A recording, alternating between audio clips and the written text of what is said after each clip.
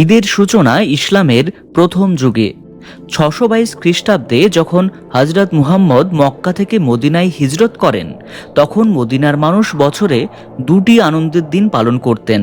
হাদিস অনুযায়ী তিনি বলেন, মুসলমানদের জন্য আছে দুটি উত্তম দিন, ঈদ উল ফিতর, ঈদ উল আজহা। রমজান মাসের রোজা ফরজ হওয়ার পর ২ হিজরি অর্থাৎ ৬২৪ খ্রিস্টাব্দ সালে প্রথম ঈদ উল ফিতর পালিত হয়।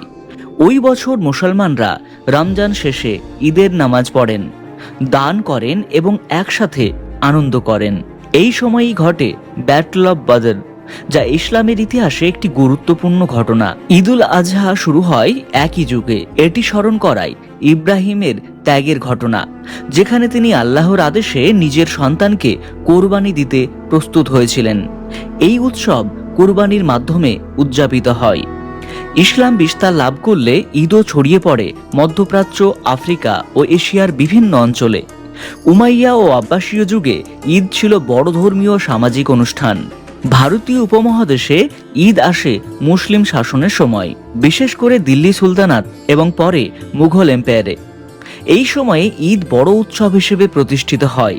তখন বড় বড় ঈদগাহ তৈরি হয় এবং জনসমাগম বাড়তে থাকে।